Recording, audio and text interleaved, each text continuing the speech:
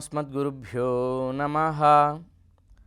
काश्यपान्वयसञ्जातं नारायणपदाश्रितं श्रीमन्नारायणं वन्दे यतीश्वरश्रियाजुषम्। आपदामपहर्तारं दातारं सर्वसम्पदां लोकाभिरामं श्रीरामं भूयो भूयो नमाम्यहम्। मनोजवं मारुततुल्यवेगं जितेन्द्रियं बुद्धिमतां वरिष्ठं वातात्मजं वानरयूथमुख्यं శ్రీరామదూతం శిరసా నమామి. మనం నిజంగా రామకార్యంలో గనక ఉంటే, రామసేవగా బ్రతుకుతూ ఉంటే ప్రకృతి అంతా మనకు అనుకూలమవుతుందండి. అందుకే ఏ రకమైన ఆర్థికంగాను లేకపోతే హార్దికంగాను ఏ రకమైన పీడలతో గ్రహబాధలతో ఎలా ఉన్నా సరే రామాయణ పారాయణ ఏ ఇంట్లో జరుగుతుందో అక్కడ అవన్నీ పటాపంచలు అవుతాయి. అక్కడ అవేవి ఉండవు. రామాయణం పారాయణ జరిగే గృహంలో చెంబులు తప్పేలలు లేకపోతే అక్కడ ఉండే వస్తువుల మీదకి దేవతలు ఆవహించి రామాయణం వింటూ ప్రీతి చెందుతారట. ఇక గ్రహాలు ఏం చేస్తాయి? గ్రహాలు ఆనందిస్తాయి.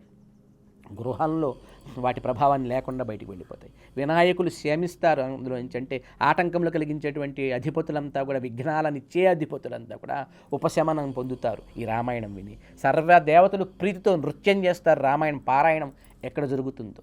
అందుకే రామనామం ఒక్కటి ప్రతిరోజు మన చేతి మీద శ్రీరామ శ్రీరామ శ్రీరామ శ్రీరామ అని రాసుకునే అలవాటు ఒక్కటి చేయండి. శ్లోకాలు చదవాలంటే కష్టం అండి, రావు మాకు. లేకపోతే తప్పులు చదివితే ఏమవుతుందో, ఇది ఎలా చదవాలా అలా చదవాలా, ఈ సందేహం ఏం అవసరం లేదు. ఎవరు ఎవరికి ఉపదేశం చేయాల్సిన అవసరం లేకుండా ఎవరు ఎలా అన్నా తరింపజేసే తారక మంత్రం రామనామం. ఈ రామనామాన్ని చేతి మీద ఒక్కసారి ఇట్లా రోజు రాసుకుంటూ శ్రీరామ శ్రీరామ, రాత్రి పవళించే ముందు, నిద్రపోయే ముందు, ఉదయం లేచే ముందు చేతిపైన శ్రీరామనామాన్ని నోరారా పలుకుతూ రాసి చూడండి. ఎడమ చేతి మీద కుడి చేతితో ఇక్కడ నుంచి ఉండే ఒక నాడి నీ బ్రహ్మ రాసిన రాతని కూడా మార్చి నీకు జయాన్ని ప్రసాదిస్తుంది. కొత్త రాతని నువ్వు రాసుకోవచ్చు. విశ్వాసంతో రామనామాన్ని ఇక్కడ పలకండి.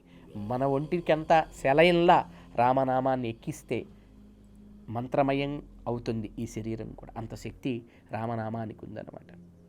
అందుకే హనుమంతుడికి కూడా ఆయన రామనామంతో నిండినవాడు కదా, ఆయనకి చల్లగా వీచింది. పైగా ఆ వానరుడికి ఎప్పుడైతే వీళ్ళంతా ఇలా హనుమానుడికి అగ్నిని తప్తం చేశారో అక్కడ ఉండేటువంటి రాక్షస స్త్రీలు కొంతమందికి బుద్ధి వచ్చిందనమాట. త్రిజట స్వప్నం విని భయపడిన వాళ్ళు కొంచెం మంచిగా మారి సీతమ్మ దగ్గరికి వెళ్ళి, అమ్మ నీతో మాట్లాడిన వానరుణ్ణి మా వాళ్ళు తోకకి నిప్పు పెట్టారు అని చెప్పారు. దాంతో సీతమ్మ వెంటనే అగ్నిదేవుని ప్రార్థన చేసింది. నాకే భాగ్యం అనేది రాబోతూ ఉంటే, నాకే రాముడితో సమాగమం జరగబోతూ ఉంటే, నేను రాముడి యందు నిష్ఠ కలిగి ఉంటే సీతో భవ హనుమత, హనుమంతుడికి చల్లబడుగాక అంటూ ఒక 5 శ్లోకాల్లో సీతమ్మ 5-6 శ్లోకాల్లో మంగళం పాడుతుంది హనుమంతుడికి చల్లగా అవుతుంది. హనుమంతుడు ఇక రాత్రిపూట చూశాను లంకని, పగలు చూడాలి మళ్ళీ క్లియర్గా. 2 అగ్నిదేవుడికి మంచి ఆహారం పెట్టాలి అని అనుకొని లంకని మొత్తం కూడా మళ్ళీ దహింపజేస్తాడు. అలా వెళ్తూ మధ్యలో విభీషణుడి గృహాన్ని వదిలిపెట్టాడు. విభీషణుడు మంచివాడు బుద్ధిమంతుడని అర్థమైంది కదా ఆయనకి. విభీషణుడి గృహాన్ని మొదలుపెట్టాడు. ఎందుకంటే 2 సందర్భాలు అర్థమవుతుంది. సీతమ్మ మాట్లాడుతూ విభీషణుడికి అనలా అని ఒక కుమార్తె ఉంది. ఆ కుమార్తె నాకు ఒక విషయం చెప్పింది.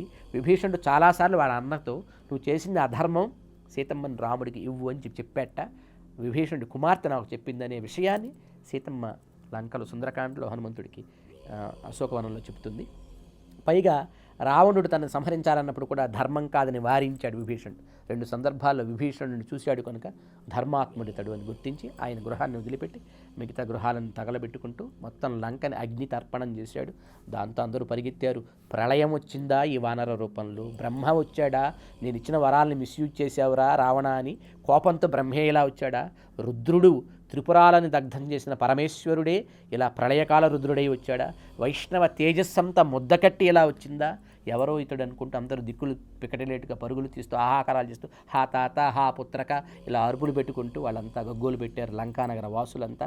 లంక అసలే అందమైంది. బంగారంతో తాపడం, వెండితో తాపడం, నవరత్నాలతో, గోమేధికములతో, రకరకాల ధాతువులతో పిండి చేయబడినటువంటి తాపడాలతో ఉన్న ఆ లంక ఈ అగ్ని వల్ల ఒక్కో చోట ఎరుపు రంగు, ఒక్కో చోట నీలిమ రంగు, ఒక్కో చోట ఆకుపచ్చ రంగు, ఒక్కో చోట పసుపు రంగు, వివిధ వర్ణములతో ప్రకాశిస్తూ రంకంతా కూడా దివ్యంగా మొత్తం ఆకాశమంతా మబ్బులు పొగలు కమ్ముకుంటే పగలు కూడా రాత్రిలాయి లంక అద్భుతమైన స్వర్ణకాంతులతో మెరుస్తూ దహనం అయింది. అది చూసినటువంటి చారణులు, సిద్ధులు, గంధర్వులు, పైన సంచరించేటువంటి భూతములంతా కూడా చాలా ఆనందించాయి, లంకా దహనాన్ని ఆనందించాయి. ఈ లంకా దహనాన్ని ఎవరైతే చదువుతారో, పారాయణ చేస్తారో, వాళ్ళకి జీవితంలో ఉండే శాపములు, పాపములు తొలగిపోతాయి. లంక ఎలా కాలిపోయిందో వాటికి ఉండే ప్రతిబంధకములు కూడా కాలిపోతాయని ఈ ఒక్క సర్గనైనా నిత్యం పారాయణ చేయమని చెప్పని పెద్దలు చెప్తారనమాట. ఏమిటిది? దేహం మీద మనకుండే అభిమానమే ఈ లంక యొక్క సౌందర్యం. దాన్ని కాల్చేది గురువు యొక్క ఉపదేశం. దేహం నువ్వు కాదు, దేహం కంటే నువ్వు వేరు, నీ ఆత్మస్వరూపం అని నేర్పించి ఈ దేహం మీద మనకుండే భ్రమలను దగ్ధం చేస్తాడు. అందుకే లంకా దహనం మన అజ్ఞాన దహనం. గురువు ఆత్మజ్ఞానాన్ని మనకు ప్రసాదించి మనకుండేటువంటి దేహ భ్రాంతి అనేటువంటి దీన్ని దగ్ధం చేయటం అనమాట. అందరూ ఆనందించారు. హనుమ అక్కడి నుంచి వెళ్ళి సముద్ర తీరంలో తన తోకని చల్లార్చుకున్నాడు. ఇప్పుడు ఆయనకు ఒక సందేహం వచ్చింది. అరే ఎంత పని చేశాను, నేను తగలబెట్టిన లంకలో అశోకవనం ఉంది, సింస్పా వృక్షం ఉంది, అక్కడ సీతమ్మ కూడా ఉంది కదా, ఆవిడికి ఏమన్నా అయి ఉంటుందేమో, అయ్యో నా వల్ల మొత్తం అంతా సజావుగా సాగిన పని అంతా పాడైందే అని బాధపడి మళ్ళీ అనుకున్నాడు ఒక మాట, నాకే ఏం కాలేదు అగ్ని, నన్నే ఏం చేయలేని అగ్నికి రాముని భార్యను తాకటానికి ఎన్ని గుండెలు ఉండాలనుకున్నాడు. ఒక అగ్నిని ఇంకొక అగ్ని తాకగలదా? అగ్నిని హత్య చేయలేదు కదా. సీతమ్మ రామ నామాగ్ని. అసలు రా అంటే అగ్ని బీజం అండి. రా అంటే రామ అనే శబ్దంలో రా అంటే అగ్ని బీజం, అది అన్నింటినీ కాల్చేస్తుంది. మా అంటే అమృత బీజం, మళ్ళీ కాల్చేసాక మళ్ళీ కావలసిన మంచి వాటిని అందిస్తుంది మకారం. ఆ రెండింటికి ఉండే శక్తి అది.